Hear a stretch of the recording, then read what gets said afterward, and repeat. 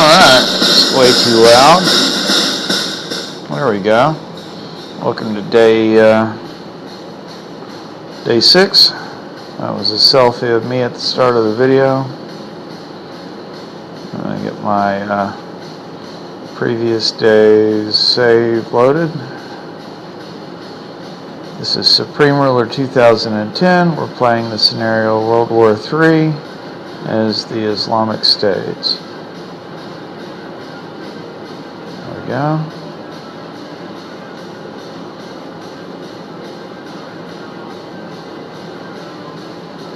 Make it centered on my capital here.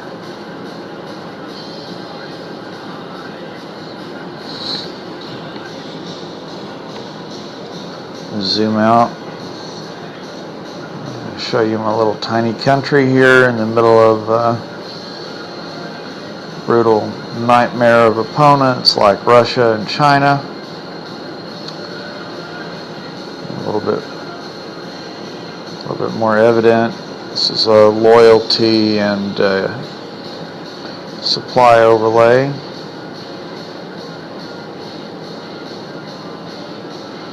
This is the terrain. Down here we have bunches of mountains. That's the Himalayan mountain chain. These are our primary population centers located in this dark region in the southeast corner. I'm going to pull up my simple military's order of battle. A lot of these units are old. You can't see them if you don't switch the view excluded filter in. A couple 5, 8, 15, 0 level infantry units. The country has a small economy and just can't afford an awful lot.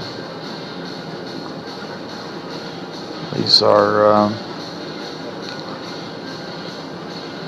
anti-tank, artillery components, supply units, bridging units. Managed to get a couple, 3 or 4 air ground assault vehicles, a couple supply transports, air transport, fixed wing aircraft. We're landlocked. We don't have access to any primary bodies of water, and our air force is limited. This is, however, our ground unit order of battle. These are infantry units up here at the top. These are the majority of them are 0 level units that cost next to nothing to acquire through diplomatic exchange. A couple of them aren't so bad. A couple of mechanized infantry units. These down here are specialized class anti-tank artillery, transport air defense. This is air defense. This is a field howitzer. We'll switch back into the integration of these units. This is a simple fixed wing air transport, and it's carrying a Marine, half strength Marine unit as an airdrop. It's an airborne capable unit. It's attached to a C-131 reconnaissance unit for spotting. You don't want to drop on top of some terribly potent mechanized tank unit. This is a heavier air transport carrying airborne and Ranger and Marine attachment. These are our ground mobile infantry units. They're all attached to supplies. It's an engineering unit there. Up here we've got field howitzer being transported by a heavy supply truck as a defensive component attached to the ground mobile. This is the ground mobile order of battle. These are heavier mechanized units, defensive air and standoff ballistic missile. These are heavy mechanized units with higher stats to be used in combat operations. And this is our one aircraft fighter bomber ground assault aircraft. These are heavier units that are pretty expensive and can't really be air transported with any unit that we've got. So again, this is our ground mobile. This is our mechanized defensive, and this is combat, main combat with air support.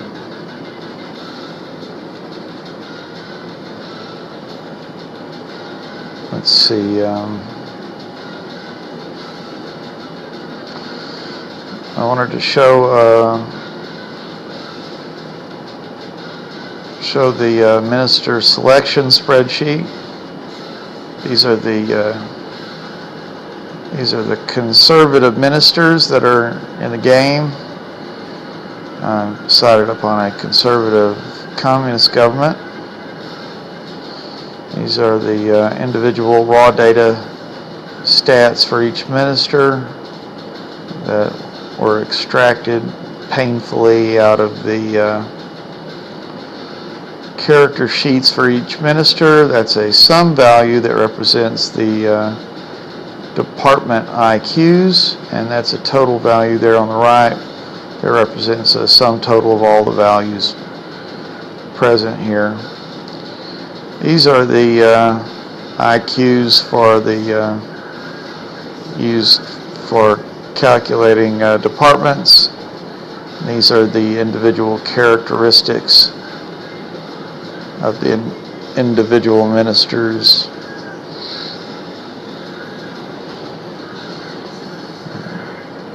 Initiative, competence, and integrity kind of sit in between. Get an idea of what the distribution is. We'll sort by economic IQ for the ministers listed there. Each minister has different abilities. You don't want to assign a guy that has a high skill military IQ to an economic job. That ranges from 54 high to 17 low, as an example. And we'll switch our spreadsheet over here so this is easier to read down at the bottom, where we've isolated each of the departments of the government and attempted to assign criteria for each of the departments as per the abilities of ministers that we have there. And then we will, after assigning these criteria, sort through each of the ministers as per each minister's ability to perform in the critical aspects of each of these departments. And over here on the right, I'll show you where 3 primary candidates for each office have been assigned, and from each of those we will select one to cover each office.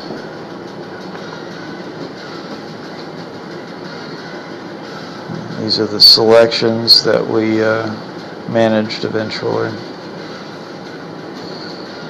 And we'll go back to our game here and run day 6.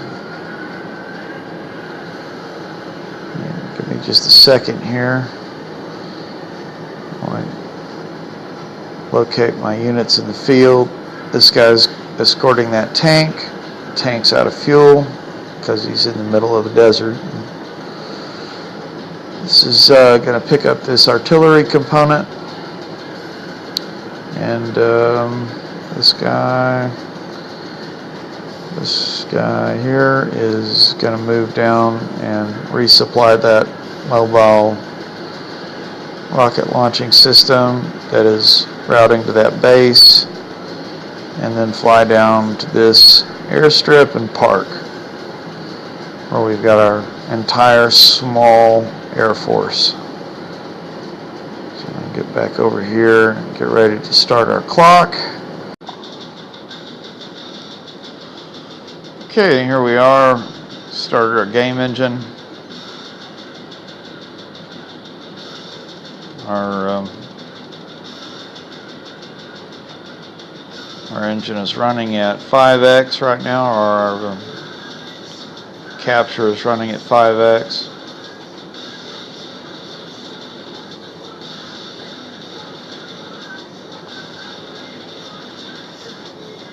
This M8 is moving in to pick up that artillery component there.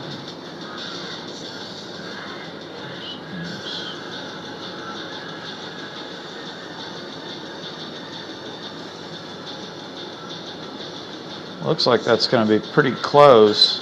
That artillery unit's about to move into that small population center, and our see if we can't swing over here and pick him up.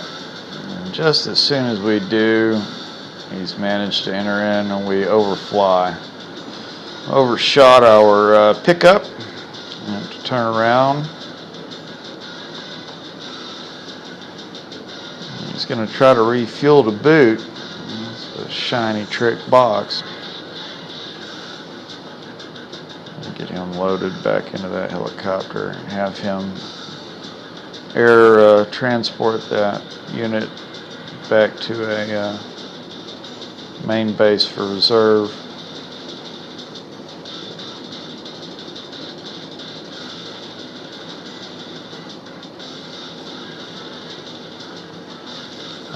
The burdens of distraction.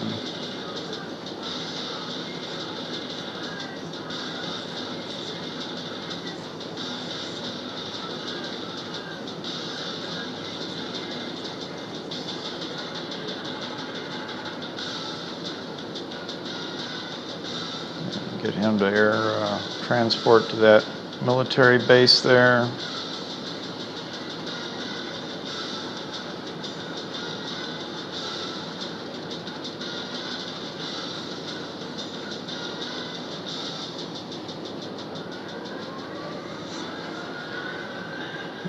Crawling along. Get this guy parked on an airstrip.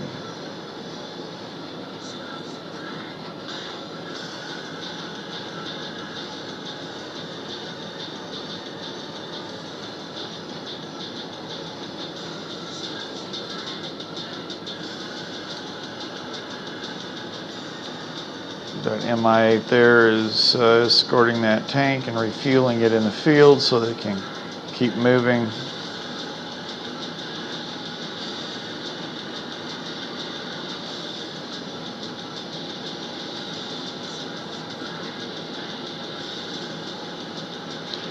We'll get to a point here where we can push the game speed up to 2, and once we get this Mi-8 parked,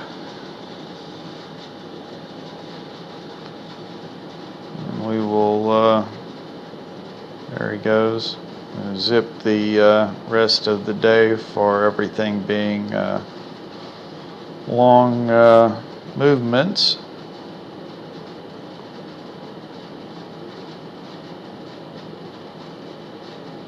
He's parked. Here our engine is up. We'll run the rest of the day out pretty quick here.